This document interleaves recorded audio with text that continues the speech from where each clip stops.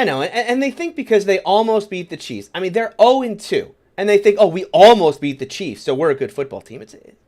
Oh, AFC North talk. Hey, how's it going? Haven't seen you in a while. For those of you who don't know me, I am Tony Serino. I was the former Steelers representative, I guess you could say, on this channel. Left the show 2 years ago. Left all podcasting 2 years ago, by the way. Retired. I've seen the comments. I've got the Twitter messages. I've seen it all. Tony, when are you coming back? You got to bring Tony back. Tony, come back to podcasting, please. I'm not coming back. I'm not coming back. I'm having too much fun as a fan. I mean, how could you not right now with the way the Steelers are playing? I mean, yeah, it's certainly not the prettiest football I've ever seen in my life, but Mike Tomlin, baby, we're just going to churn out winning seasons. That's what we do. I did want to get on here today, though, because I've been talking to Quincy. I've been talking to the guys. And I know it's been a challenge here to find a Steeler host.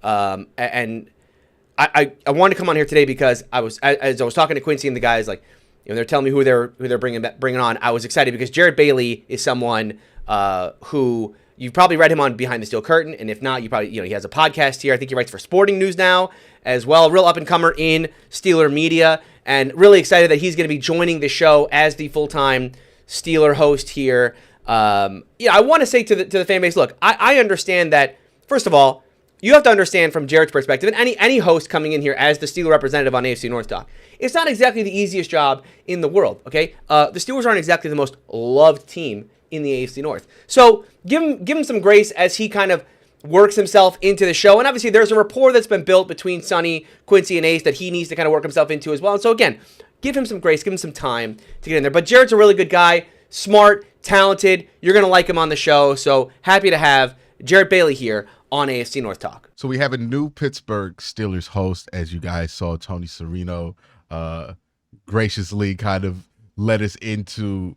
Jared, just let them know, just first off, I guess, let them know what your background is, what you've been doing before this. What I was doing before this, well, you know, I'm like everybody else. I listen to Sabrina Carpenter in the shower, so I'm just before this. I've written for, I think it's my 5th year covering the league in some way, shape, or form. So wherever you've read about football, I've probably been there at some point. Right now, mostly with the Sporting News. So that's, you know, kind of where my largest duties lie. Also over at SB Nation as well. So that's where you can find all my written work. If you listen to any of the other shows I do, watch any of the other shows I do on my YouTube, which is youtube.com/@JBaileyNFL, shameless plug.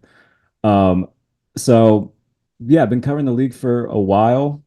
Grew up in PA, so was kind of born into the fandom, and it's been both a blessing for the longer term. It's been a curse in recent years, but it seems to be back on the upswing. Hopefully, fingers crossed. But yeah, that's just a little bit about me. Impressive helmet collection you have behind. Oh, thanks, man. How long you been accumulating those things back there, man? Probably about a year. Trying to get one, like a throwback of every team. So we're up to 12 now. I think the next ones on the horizon are probably going to be the Jets ones, which I guess are kind of the new ones from the 90s. So a little bit of like a modern classic, and then got the 90s Saints in the cart at the moment. So pulling the trigger, trying to get about almost half through the league. Yeah, it's funny because the way Nike's going, they're just going to go back to all the 90s uniforms. It's basically been their trick. It's like introduce some abhorrently ugly new design for a team and then say, hey, guys, we're going to fix that. We're going to go back to what the Broncos were. Like they did it with the Broncos where they announced those ugly jerseys. Yes. And then they also announced that, hey, we're going to bring back that classic Blue Crush jersey. And it's like, you're just going to say that's going to be the jersey in 5 years, right? Like they did the same thing with New England, right? They did the same thing they're doing it right now with the Jaguars. The Atlanta Falcons, they're going to switch back to their 90s uniforms in like a year or two once that's Thank God. Let's hope that they do that, because the current ones that they have are complete and utter garbage, mate. So yeah, I mean, everybody has their stuff. Like, you know, I'm helmets and Batman and a little bit of spooky season. So I got some Michael Myers stuff up around the house. So everybody has their, you know, fun little trinkets and whatnot. Those are mine. Absolutely, absolutely. All right, man. So just kind of tell me more about your journey into being a Steeler fan. I think everybody's kind of interested in how we get here and how we kind of become fans, and what was kind of that first moment that kind of where you knew, oh yeah, I'm a Steeler fan. Like I care about this now. First game I can recall watching was it week 5, 2004. Steelers played the Browns in Pittsburgh. It was Ben's first game against the Browns. He had his Uh, first rushing touchdown that game. I can probably tell you every detail about that game. Deuce Staley scored the first touchdown on a rushing score. Ben threw a pick six that game too. I think it was Chris Crocker. And Jeff Garcia was the starter for the Browns. Butch Davis was their head coach at the time. Yeah, that was kind of the first like memory of like the first game I can recall watching. So I would have been in kindergarten at the time, and we taped the game because my dad was at work and he wanted to watch it. So like we taped it. So I watched it while it happened, and then later that night I like watched it back with him.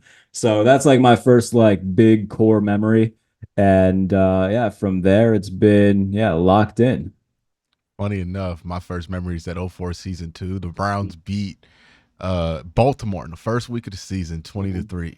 And I remember thinking it's going to be easy to be a Browns fan.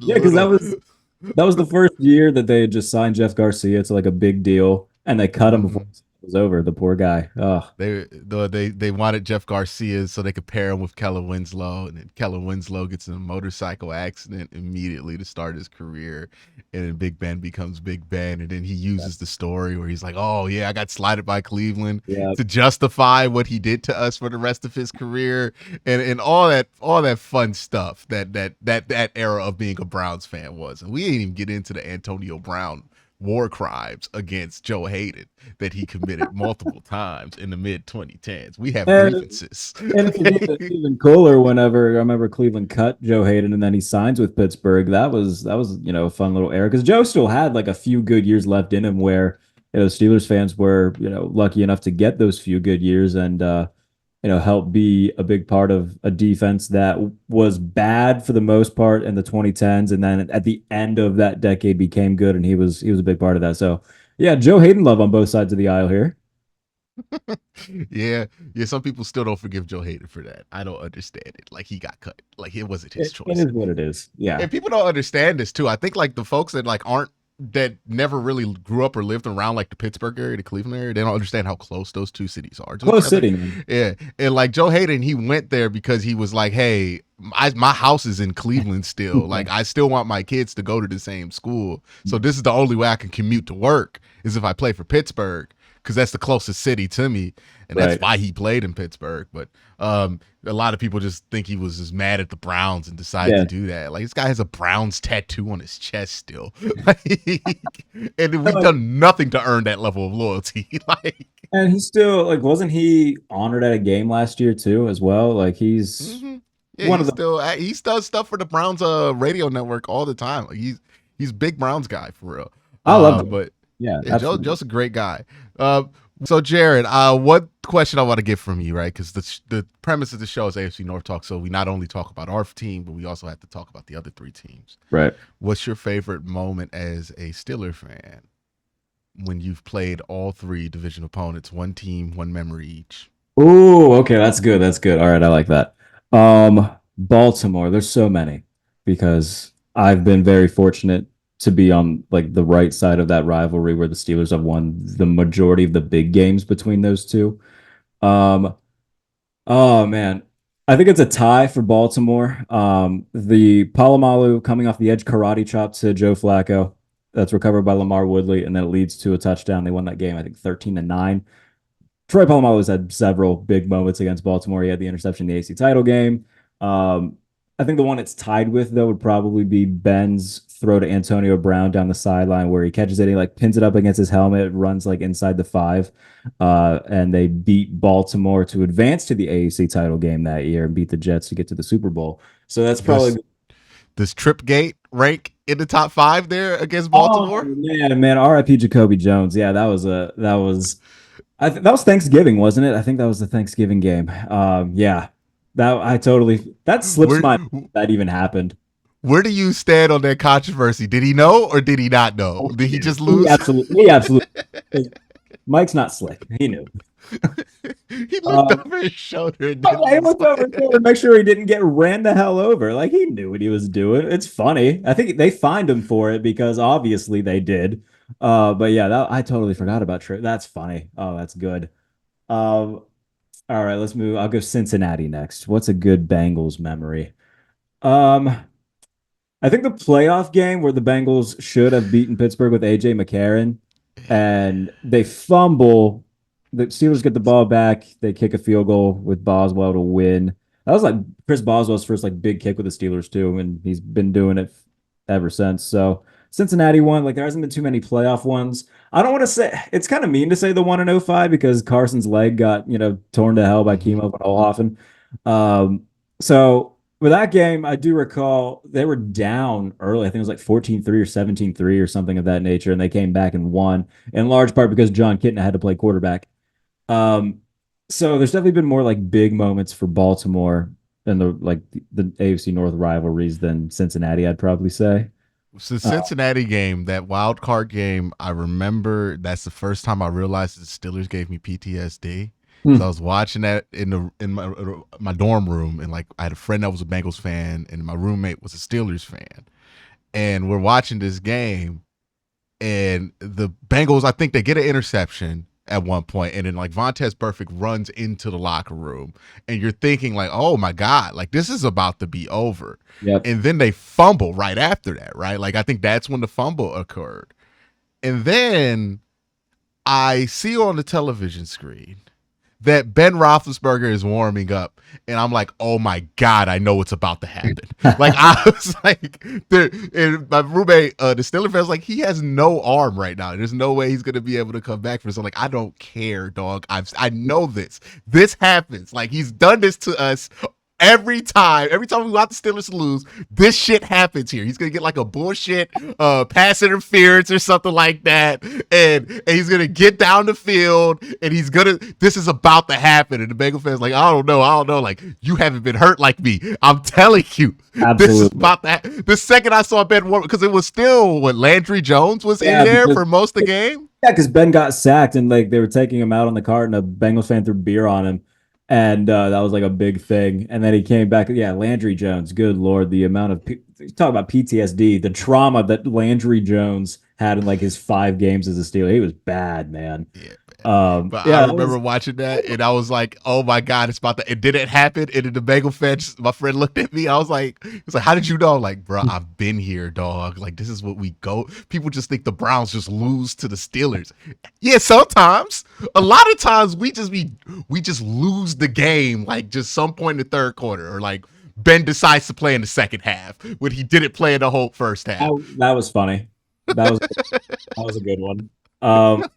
With the Browns, like obviously like the first game that I remember watching, that's like a core memory, so that's certainly up there. In terms of moments, is there like a big moment against the Browns? I'm sure recent ones have been pretty big for you. I'm sure the playoff game was a big one for you.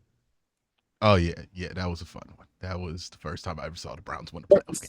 First snap of the game, Marquise Pouncey sends it over Ben's head, and I was like, oh no, that's probably an omen of things to come.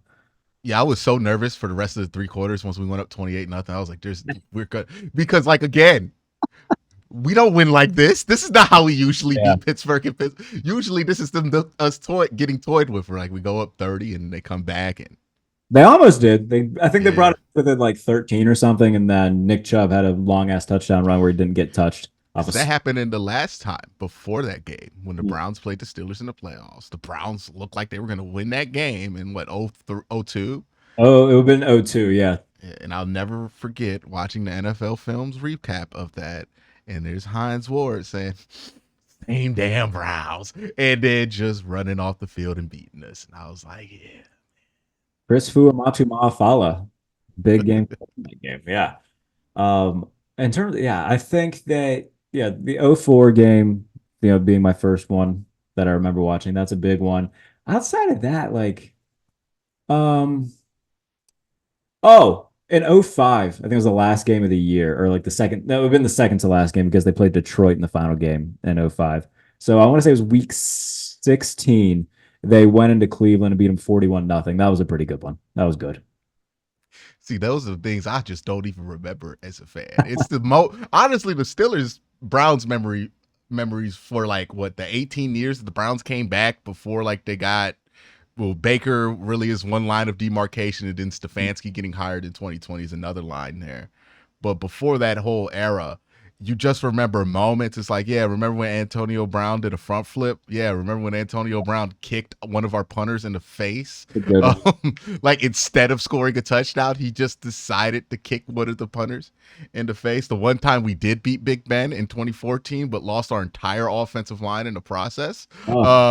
Yeah, that was fun. Alex Mack hurt for the year. Like, I don't think he ever played another down for the Cleveland Browns again after that, because he ends up getting in the contract dispute and ends up being getting traded to Atlanta, or no, Jacksonville after that on the transition tag.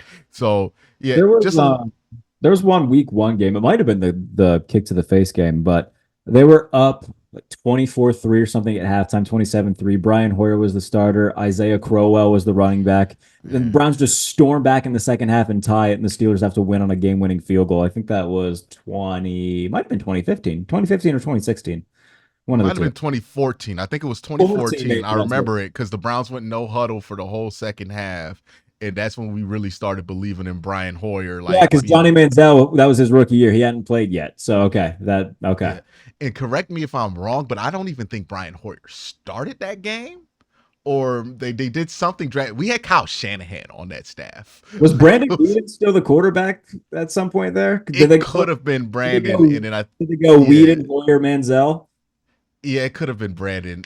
I think Brandon was on the team until I think he was on the Texans in 2015. I think it was with the Cowboys because I remember him playing in a giving game because Romo was hurt. By the way, look, every time I see bad quarterback, every time people predict like these quarterbacks in the first round, they can only be but so bad. I'm like, dog, I know how bad a first round quarterback can be. Like, I think during the whole Kenny Pickett thing, people were like, oh yeah, it's only going to be but like Kirk Cousins. And I'm like, you never drafted a quarterback in the 20s? I have never felt so low than when the Steelers drafted Kenny Pickett. Because I was never a Pickett guy. I just didn't think he was ever going to be good. I didn't think he was going to be like historically terrible. But man, he always found ways to raise the bar in terms of bad quarterback play. That dude is bad. So I was very happy when they traded him. Definitely, man. What's your favorite moment overall as a Steeler fan? I mean, the 2 Super Bowls obviously are cool. But at the same time, like, it's not like I don't treasure them but I was like second grade. I was first and like 4th grade. So it's like you're not old enough to really appreciate it. Yeah. Right? Yeah. And like, I definitely remember like feeling like, oh man, that's awesome. But I would definitely like one now, the age of 25. That would be cool too, rather than, 10, 11. Your team doesn't win a championship until they do it while you can legally drink. I think that's fair. I would say, like I said, for me, it still meant a lot, and I vividly remember how I felt. But man, yeah, like one now would be awesome. So outside of like those, like a big one, I think Ben throwing 6 touchdowns in 2 consecutive weeks was pretty rad. That was a fun one. 12 touchdowns, no picks. Like, I don't know if we're gonna see something like that again, at least not anytime soon. What is a good playoff one that might have stuck out that wasn't a Super Bowl one? The AFC Championship game in Denver when they won the first Super Bowl with Ben was pretty cool. So, man, there's so many. There's like countless ones. I could give you like 10 Ben memories like by itself. There's a play against Buffalo, and I think 2010, 2011. It's 3rd and 18. I think they're down 3 or it's tied. And Ben scrambles for a 21-yard gain. And this isn't like young mobile Ben. This is like when we're entering like prime, like chunky Ben. And he shakes off like Marcel Darius or somebody, runs around the right side. And Kevin Harlan's on the call, so it makes it even better because he's going berserk in the booth. So that was a big one.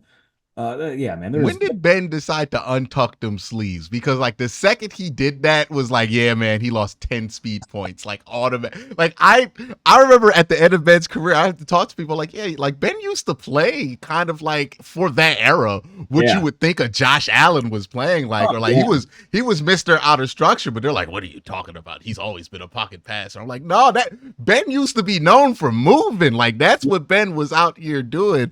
And then he like untucked those sleeves and just decided I'm never leaving this pocket again. Because I remember when I was in college, I used to explain this to my friends because like they wouldn't understand how Browns fans were specifically miserable about Ben. And I would explain to them like, look, man, we'll get pressure on Ben. And then we'll see a fat 3-tech just chasing after Ben. It is like, oh, touchdown, Antonio Brown. He found him on the corner. Like, wide open, too. Just here you go, sliding touchdown cash. Yeah, it's amazing. And now the game went from like 10 points down to 17 points down. And we're going to fumble on the next drive just to put it away. Like, dude, like, I think after the motorcycle accident, is when he really started like running a little bit less. I don't know if that had anything to do with it, but I would say like he's always had that ability to just like throw dudes off of him. But yeah, running definitely cut down. Like 04, 05, he was a big, even at like 06 after the accident, he still ran around some. I think once Tomlin got there, he wouldn't necessarily scramble. He would keep it behind the line of scrimmage and just run around. And Mike Tomlin came on his podcast last year and he made a funny joke because Ben asked him like if he ever got stressed like on the sideline watching him play. He's like, the only time I would get like really stressed is like when you started running and doing this with the ball and then you'd like start throwing the direction of the other hand. So those two together, man, like Tomlin and Ben, I know he really values like Bill Cowher as well, but like, Tomlin and Ben, man, like you always knew you had a chance with those two. So there's a lot of memories left. Yeah. Don't let him hit that back pedal on you too. Oh yeah, like, get that comfortable little back pedal there. I'm like, oh shit, here we go. Like, you didn't get him fast enough. You didn't get him fast enough. He's about to make a throw downfield. I was shocked he didn't give us one last one because like it's like the NFL scripted it for his end of his career. It was like, we're gonna give you one game against the Browns. Like, how about that too? How about that too? And by the way, like they were playing like taped together Baker Mayfield at that point, and that was his last game or second to last game as a Brown. No. Baker Mayfield in the press conference let us know that him and his agent and his wife decided not to play next week. Yeah, a forgotten chapter. Look, this Baker Mayfield thing is going to be rewritten so much because of how it's like landed, and especially if it goes in this trajectory where he plays great and then the Deshaun thing doesn't work out for the Browns, it's going to be rewritten so poorly by the next 30 for 30 about it. But I need people to understand that thing needed to end like when it happened. But yeah, Baker was like, yeah, I talked to my wife and my agent. I'm not playing. Yeah, we're gonna sit that one out. To hell with this. That's funny. I don't remember that. That's great. Yeah, in the press conference right after the game, he also had a game where he had a 10 QBR against the Detroit Lions in a victory. I believe Tim Boyle. Oh yes, yeah, he was going up against Tim Boyle, and Tim Boyle outplayed him with a 12 QBR. And Baker absolutely refused to do any press after that game. I think that was also the Jesus Tony year. Like, well, no, Jesus Tony was 2019. I forgot about Jesus Tony. Yeah. And this is why I tell people all the time, like, and this is why I think AFC North Talk is great because we kind of understand our markets, but national folks don't understand that, like, Pittsburgh and Cleveland are similar places, but, like, oh, yeah, it's kind of like Cleveland is like Philadelphia more than it's like a Midwestern city. And I think a lot of athletes come here thinking it's going to be like Minnesota or something where like the press is going to be a lot nicer to you. It's like, nah, this shit is like Philly. We will boo you. Like, we will easily boo you. And it ain't even that personal. Ain't even that deep. They did it against Dallas. Yeah. In the first half, Myles Garrett talked about it afterwards. He's like, it's not a boo that like they hate you. It's like a boo because they love you and they're disappointed. He's just like, you know how Myles came to that conclusion? Because they was booing him in 2021. Like they will just boo. It is what it is. They will chant for your backup.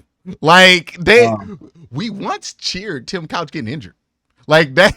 Brutal. Like, yeah. Against the Jaguars, we started a riot on the field where we did the bottle gate thing. Like, Oh, a yeah. lot of people come into Cleveland and they think it's like, oh yeah, it's gonna be this and that, and it's gonna be like just like Cincinnati. I'm like, this is nothing like Cincinnati. Yeah. You are gonna hate the media here because they are gonna come at you aggressively, and then like it's just the same thing as being in Philly, but it's just a little different. And I think Pittsburgh is kind of like the Browns Steelers rivalry in a way. Is kind of that same rivalry that's between Pennsylvania and Yeah. Philadelphia, where it's like, oh, we just have different ways of going about life. Sure. And I think that really fuels a lot of what goes on in the Midwest, especially because like Cleveland, and I think Chicago and Detroit just kick it very differently than other Midwest cities, and that just creates its own natural friction that I think is fascinating. Yeah, and I think that like even so, we could throw Buffalo in there too, like Yeah. city like around this area that are very like blue collar. I think Pittsburgh has more in common with Buffalo in terms of like city and feel Mm-hmm. than place like maybe like Minnesota. I think people think that Buffalo and Minnesota are like a lot more like just because of like the cold weather, but I think Cold, yeah. like the I don't know, like the what's the word I'm looking for? Just the feel, the overall vibe of the city. I think Pittsburgh and Buffalo are pretty similar. It's more Appalachian, right? Like Yeah, yeah, more yeah, along the mountain line, right? Where Cleveland is in Ohio, but it's not yeah. Appalachian, right? Like people don't even know about that in Cleveland. Like it's just a different culture there. Because even when I went to school out there in Youngstown, which is real close to Pittsburgh, I was like, oh, this is culturally different than what I grew up in, and it's just an hour outside of Cleveland. But I think that's why I think these AFC North rivalries hit so hard too when you look at it, because you have Cleveland is kind of that different type of Midwestern city. Then you have Pittsburgh, which is more of that like Appalachian feel Yeah. to it, and then like Cincinnati has that Kentucky feel to it, right? And then you have Baltimore, which is like a true like East Coast feel, even though like technically isn't Maryland like part of the South. It's the Mason-Dixon line is right there on Maryland. No, I think they were the North. I think they were like the last one before Yeah, this. it's like I Yeah. think if you go like 30 meters south of Baltimore or something Yeah. like I that. think Yeah. back in the day, there were definitely some good old boys that could throw a stone and hit Maryland. Yeah, I'm sure. Yeah. Yeah. But Baltimore, it's like it's a coastal town too, because they're Yeah. like right next to the ocean. And it's these things that are like close together. You can technically say they're all Midwest, but they're different ways of being Midwest. And nobody beefs harder than people who are in the same group but don't agree with people in that group. Like nobody beefs harder than that, right? Like, and I think that's a big part of why these AFC North rivalries are kind of unlike anything else. When you just talk to players who aren't used to that. Like I think Deshaun, it was like a culture shock to him when he got here because they were asking him about rivalries. He didn't have any in the AFC South, but then he got here and it's like, no, Yeah. man, they don't like you. Like all of these teams. Yeah, like you could look at like that's a perfect example. Like I don't think there's like Jaguars fans that are like, God damn, I hate those Colts. It's like, Mm-hmm. Even fine. if it is, it's like you try to make it a thing, right? Because you understand it's Right. better. But it's like, no, it's effortless for Browns fans and Bengal fans to argue and call them part of Kentucky. I mean, Browns fans and Steelers fans, we don't even have to say anything to each other. No, We're yeah. always beefing. I love when like somebody comments, Quincy got Steelers on the pride. We both do. We just don't like each other. Like that's just what it is. And in the Ravens, we kind of treat them like the one that don't belong here, and they feel like they belong here. And it's Yeah. like you don't really belong here. You just here because somebody couldn't run their businesses properly. Exactly. You're here because somebody took what used to be the Browns and started something new. Go to hell. We got stepchildren beef with Baltimore. That's a perfect, that's perfect way of describing it. That's fine. Like, yeah, we don't like him, but you can't be talking like that. Like, You know, like you just been here. we married their mom and that, but the kid comes with it. He's like, all right, I suppose we'll deal with it. Don't talk about my mama, right? Like, but Jared, just fun little interview here. Appreciate you for coming on. And by the time you have seen this, you have seen Jared interact with AFC North Talk. Super excited to have you on here. Anything else you want to say to the people before we head out here, man? Yeah, I mean, if you want to keep up with what I do outside of the show and everything, you follow me on Twitter at JBaileyNFL. You can subscribe to my YouTube, which is under the same username at JBaileyNFL. So yeah, keep up with me and looking forward to being part of this and yeah, talking ball. It's gonna be a good time. Definitely, definitely, man. Appreciate everybody watching. Y'all have a great day. Having a better night. Peace.